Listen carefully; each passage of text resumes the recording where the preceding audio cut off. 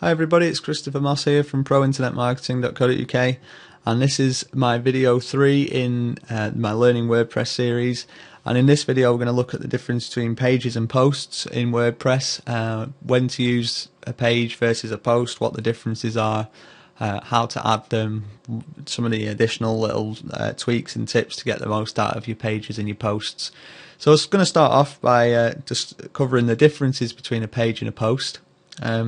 So a page, in my opinion, is usually used when it's the content that you're putting on there is quite static. So it'd be like your About Me page, or maybe a Contact Me page, or just any sort of data really that you put up, but you put it up once and you don't really want to constantly be going in and tweaking it and stuff like that. Whereas like a post would be something that's a bit more current.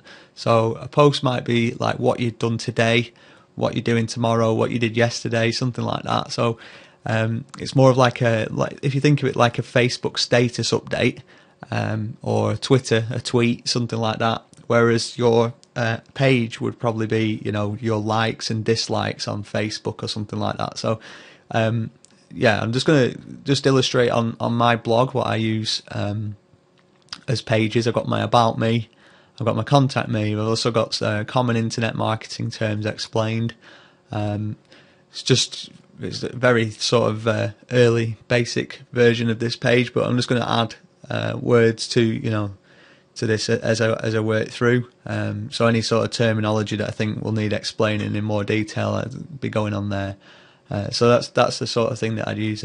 Because if I'd done it in posts, I'd have like a post about bounce rate, and maybe a post about what an FAQ is and stuff like that. But they'd all be separated, so that when you go onto the blog, you might find that there's a page here that's like about bounce rate, but you've then got to scroll through and go all the way down, and this one might be the one about the FAQ. So it'd be really out of sequence and difficult for people to use. So if you want to keep it all sort of together and tied in nicely, that's when you use a page rather than a post. I hope that makes sense. I guess just sort of have a play around with them. The other thing is as well, if you add a post, it will come up on the front page of your blog. Whereas if you had a page, it won't. It'll just get pushed off to the side straight away. So a page actually won't get initially displayed, but it will get a sort of pride of place on your menu system. So they've both got the sort of the uses. But like I say, I mean, for me, pages are more static and sort of longer term, like just stuff that you want people to see. Whereas posts are more sort of, like I say, the more current, the more now, I guess, but they also drop off the pages as newer posts are added.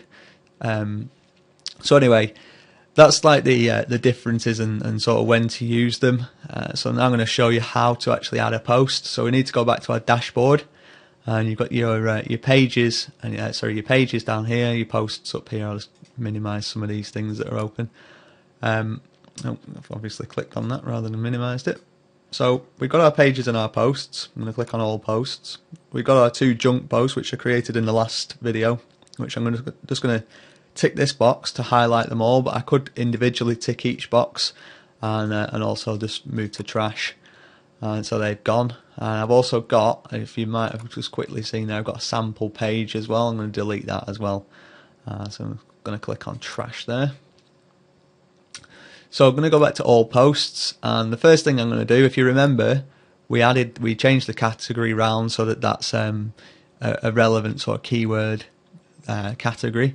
So I'm going to go back to posts. I'm going to click on add new, and I'm going to start off by putting my title in. Now the title is actually quite important. Google puts quite a lot of weight onto your title when it comes to do its indexing, its search. Sort of what's called spidering, where basically Google sends out its little search robots, and it comes to your website and it will have a look, and it'll take into account stuff like your blog header, your blog URL, and also your post titles and stuff, and then it puts them all back into its big Google database, and that's how it makes its decisions as to what's relevant when people search. So this actually carries quite a lot of weight on Google, your title, so it's good to choose quite a decent title for your post.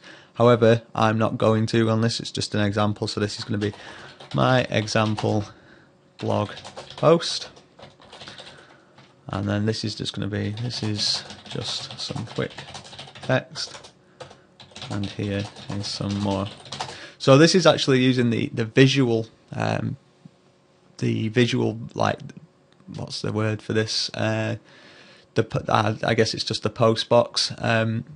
You can actually click on the HTML button and you will see, should I have actually, let's see, if I go back on here and I make this bit bold and I make this bit italics, and I also put on here, let's see, let's turn some more into a link. I'll cover what these do in a minute, but I just want to show you very quickly. If I'd have gone and done that, then it would have put in all the HTML for me, but I could then go in and say if I wanted to add a quick list. So we're going to go to an unordered list, list item 1, and then we're going to close that off. So that's you don't need to know any of this, by the way. I'm just showing you that you can actually put the HTML in, and it will, you know, create you the relevant thing. But you could also have just gone, so it's going to create it for us there by carrying it on, and then we've got item 2, and if we go back into HTML, it will have done the HTML for us.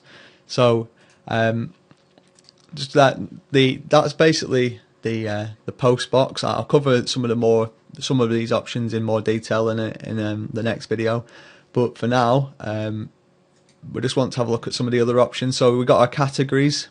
It's good to put your posts into relevant categories, so I'm going to put this into, it will go into your default category by default if you don't tick any of the categories, but I'm going to tick it there anyway, and I'm also going to add a new category, and I'm going to call this one example posts.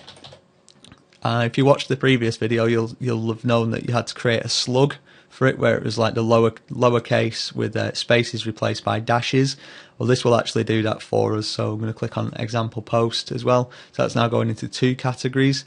Like I say, put it into relevant categories, and don't create masses of categories. For a good reason is basically when people come to your website, they don't want to be inundated with too many choices. Try and keep it as sort of streamlined as possible.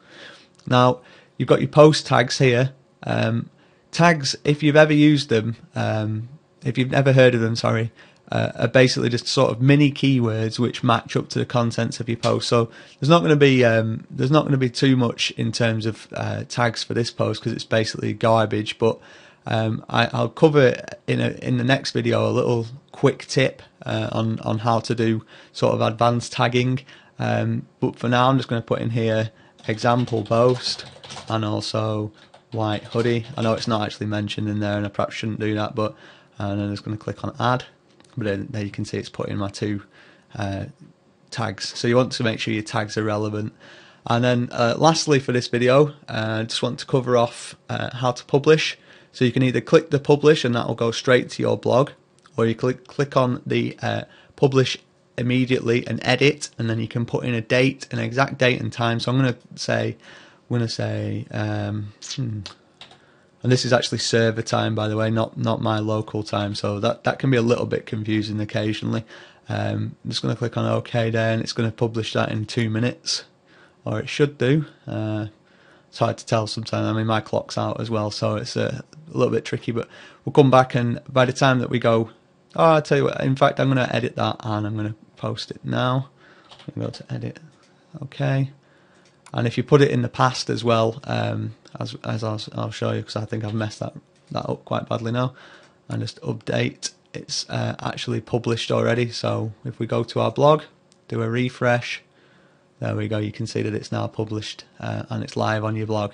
So hopefully that wasn't that confusing for you. I messed around a little bit there, but we'll cover these sorts of things in a little bit more detail in the next video. So yeah, hope this one's been useful to you, and like I say, we'll cover some of the more advanced stuff in the next video.